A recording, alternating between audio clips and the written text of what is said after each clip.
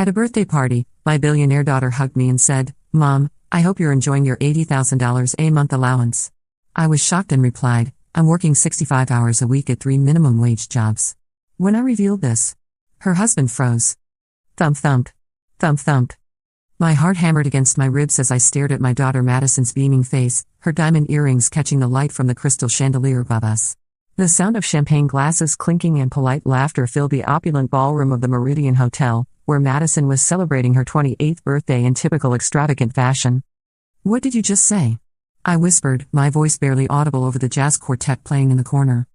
Madison's smile faltered slightly as she pulled back from our embrace, her manicured hands still resting on my shoulders. "Mom, are you okay? You look pale." "I just said I hope you're enjoying the allowance David and I send you every month. You know, the 80,000? Crash. The sound might as well have been a meteor hitting Earth. My world tilted sideways, and I gripped the back of a nearby chair to steady myself. The expensive fabric of my thrift store dress suddenly felt suffocating. "Madison," I said carefully, my voice trembling, "I work 3 jobs. 65 hours a week.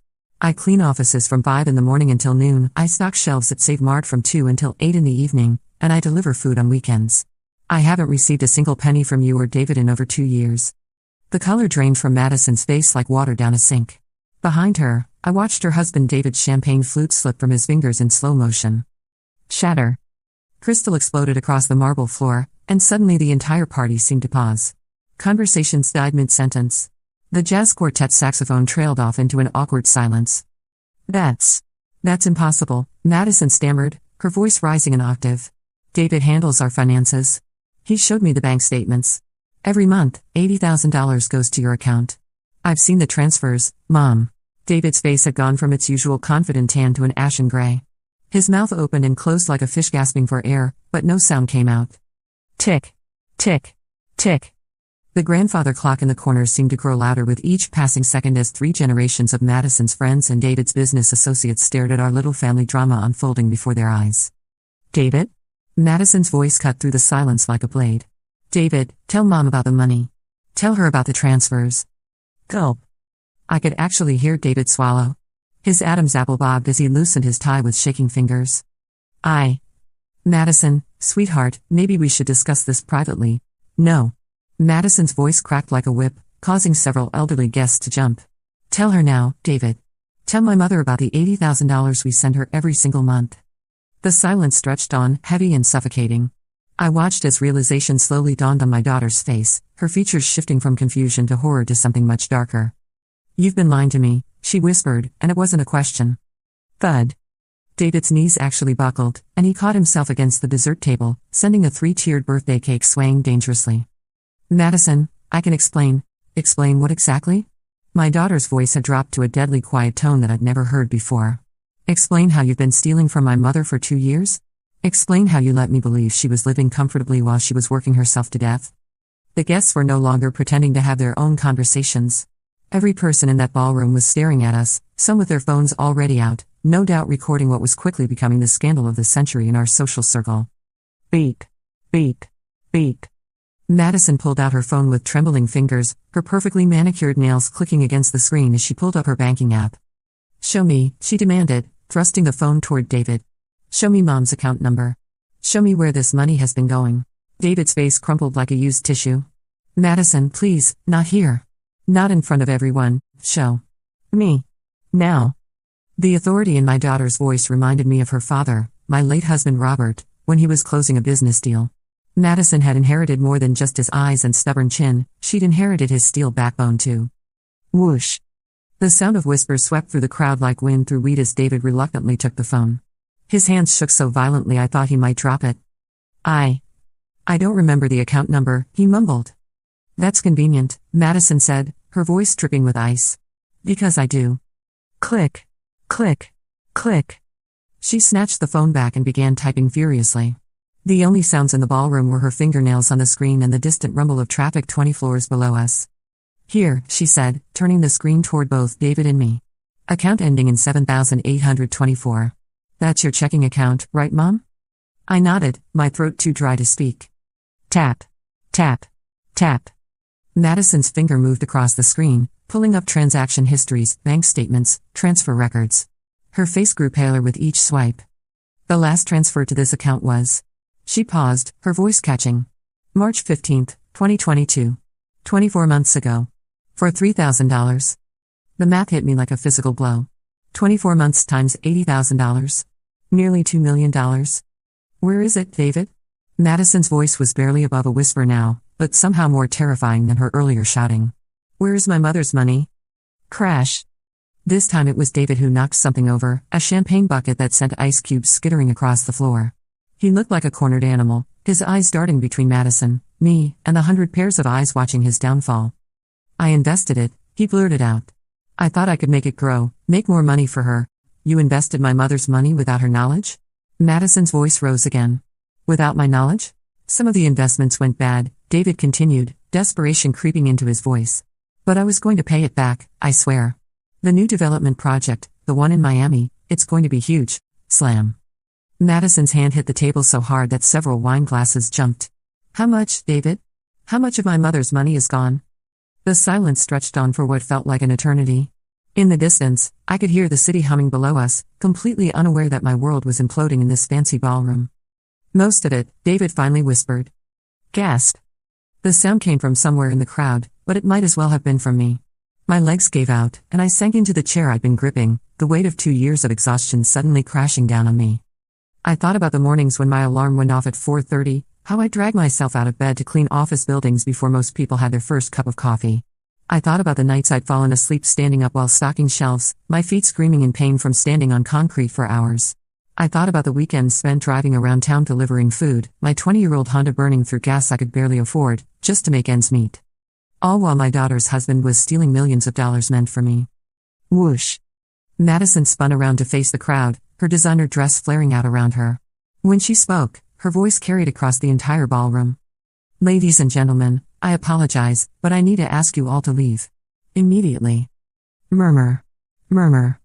The crowd began to shift and whisper, but Madison wasn't having it. Now. Please. Security will escort anyone who needs assistance finding the exit. Shuffle. Shuffle. Shuffle. The sound of 100 people gathering purses and jackets filled the air as Madison's guests began their awkward exodus. Some shot sympathetic looks in my direction, others stared at David like he was a zoo animal, but most just hurried toward the doors as quickly as their formal wear would allow. Within 10 minutes, the ballroom was empty except for Madison, David, and me. The silence was deafening. Tick. Tick. Tick. The grandfather clock seemed to mock us as Madison paced back and forth, her heels clicking against the marble floor like a metronome counting down to David's execution. $2 million, she said finally, stopping directly in front of her husband. Give or take, you've stolen $2 million from my mother. David opened his mouth, but Madison held up a hand. I'm not finished. For 2 years, I've been bragging to my friends about how well we take care of you, Mom. I've been telling everyone what wonderful, generous people David and I are. Meanwhile, you've been killing yourself working 3 jobs because my husband is a thief.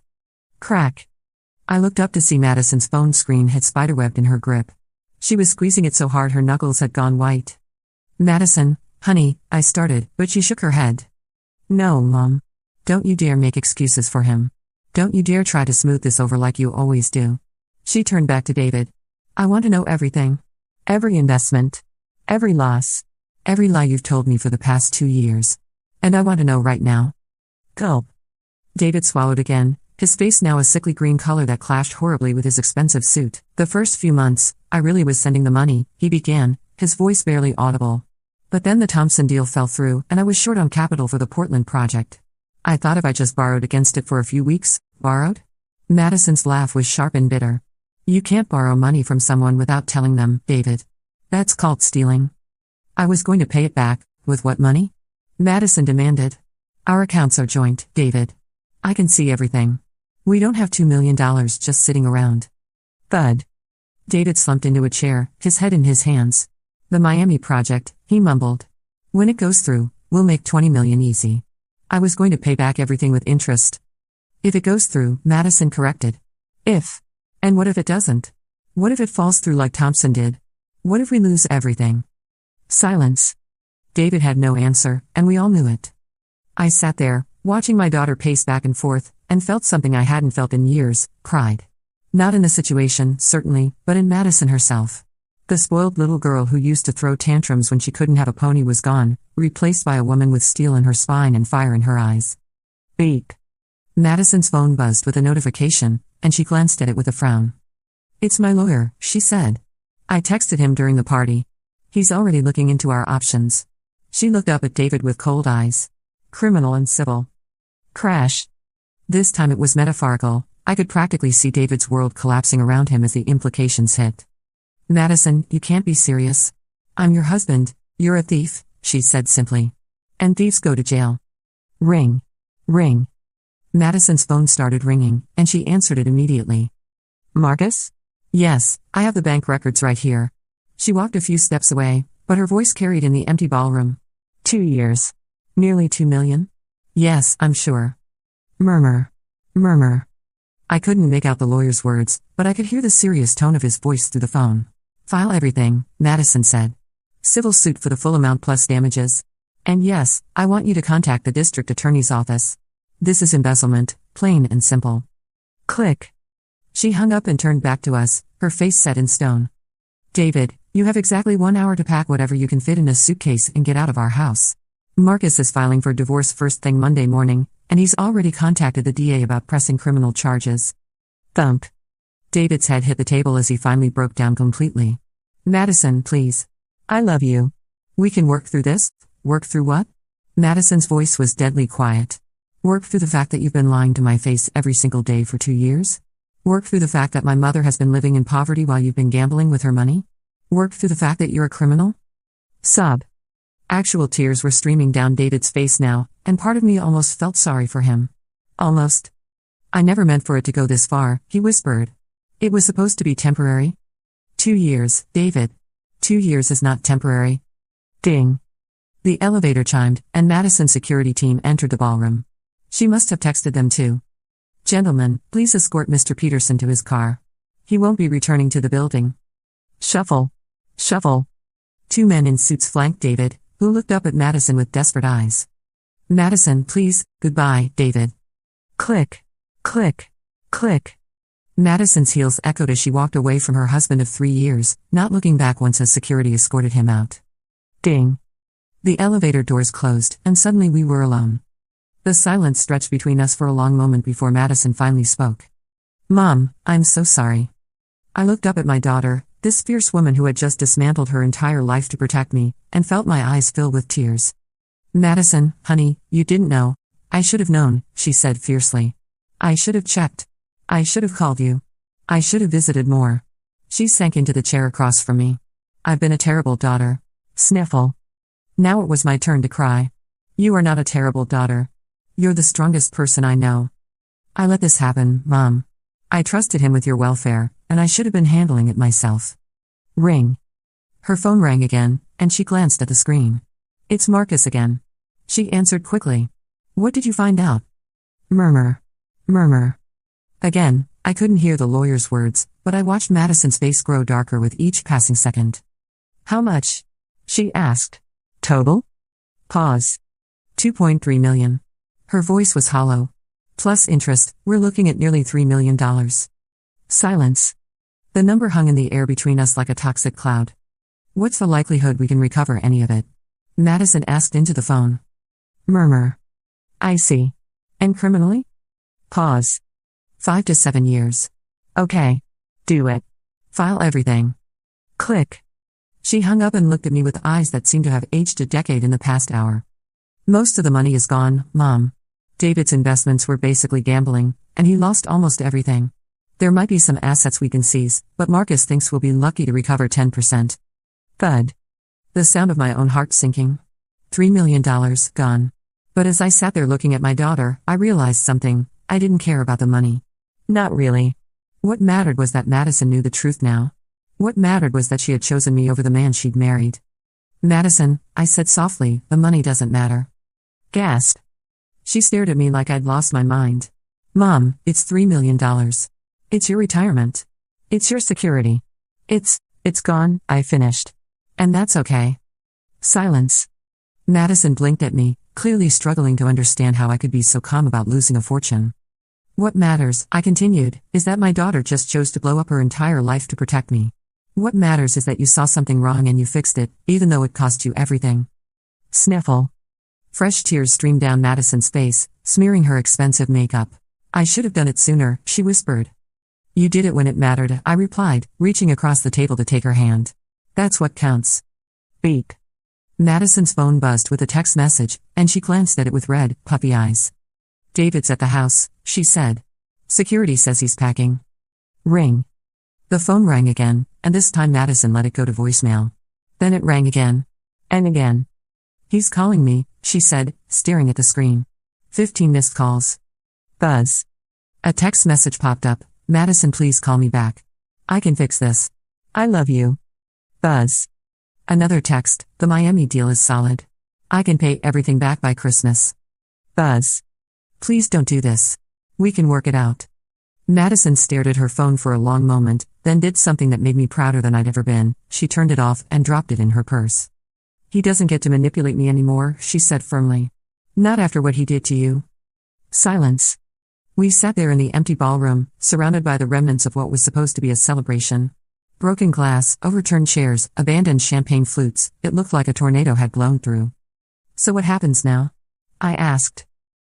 Madison straightened her shoulders, and I saw a familiar determination in her eyes, the same look she'd had as a little girl when she decided she was going to climb the tallest tree in the park, despite my protests. Now, she said, I make sure you never have to work 3 jobs again. I make sure David pays for what he did. And I make sure this never happens to anyone else. Ding. The elevator opened again, and Marcus, Madison's lawyer, stepped out. He was a tall, thin man in his 50s with kind eyes and an expensive suit. I came as soon as I could, he said, walking quickly toward our table. I've already filed preliminary paperwork with the court for asset seizure, and I've been in touch with Detective Rodriguez at the Financial Crimes Unit. Thump. He dropped a thick manila folder on the table between us. This is everything we'll need for the civil case. Bank records, investment documents, correspondence. David was either very stupid or very arrogant, because he left a clear paper trail. Madison flipped through the documents, her jaw tightening with each page. These investment accounts, she said, pointing to a column of numbers. They're all in David's name only. He never intended to pay Mom back. Russell. Marcus pulled out another set of papers. There's more. I had my investigator do some quick digging. David's been living a double life for years.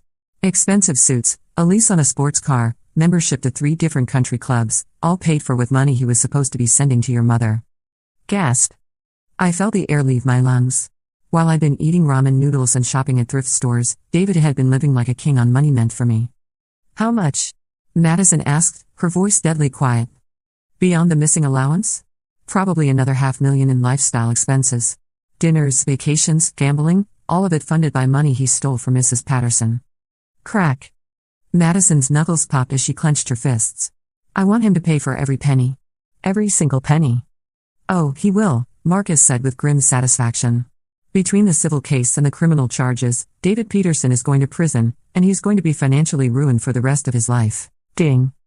Madison's phone, despite being turned off, somehow managed to buzz with another message. She turned it back on long enough to read it, then showed it to Marcus and me. He's at the airport, she said. He's trying to run. Ring. Marcus immediately pulled out his own phone and dialed. Detective Rodriguez? It's Marcus Chen. Yes, the Peterson case. He's at the airport. JFK based on the location data. Yes, I'll hold. Tick. Tick. Tick. The grandfather clock seemed to mock us again as we waited. After what felt like an eternity, Marcus started speaking again. They got him, he said. Airport security detained him at the gate. He was trying to board a flight to the Cayman Islands. Exhale. Madison let out a breath she'd been holding for what seemed like hours. So it's over? She asked. The criminal case is just beginning, Marcus replied. But yes, the immediate crisis is over. David's in custody, and he won't be going anywhere for a very long time. Silence.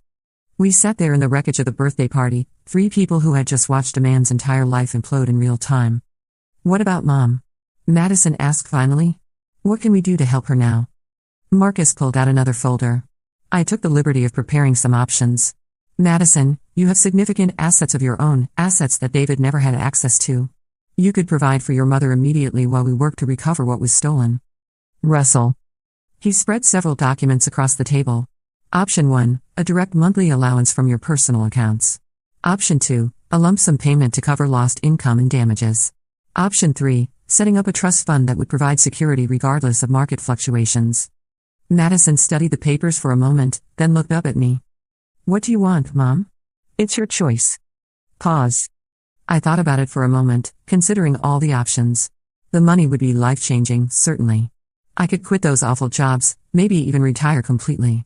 I could travel, or buy a nice house, or simply sleep past 4:30 in the morning for the first time in 2 years. But as I sat there looking at my daughter, I realized what I wanted most wasn't money at all. I want to spend time with you, I said softly. Real time. Not just holiday visits and birthday parties. I want to get to know the woman my little girl became. Sniffle. Madison's eyes filled with tears again. Mom. The money can wait, I continued. What I want is my daughter back. Silence. Marcus cleared his throat diplomatically. Perhaps we could arrange for both?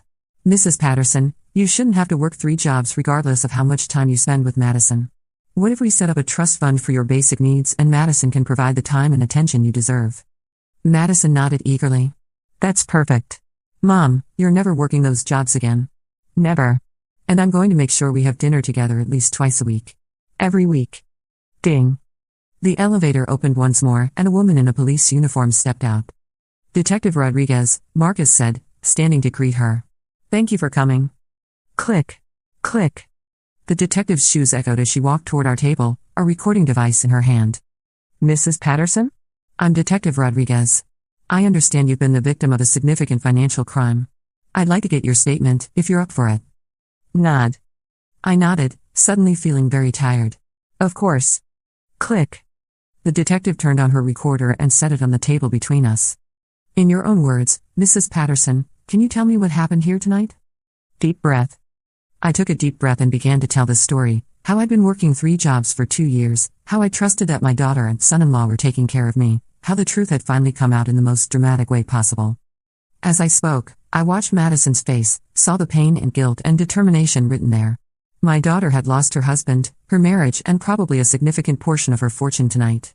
But she had gained something too, she had gained back her integrity. She had chosen to do the right thing, even when it cost her everything. Click. Detective Rodriguez turned off the recorder an hour later, after taking statements from all of us. This is one of the clearest cases of embezzlement I've seen, she said, packing up her equipment. Mr. Peterson is going to be in serious trouble.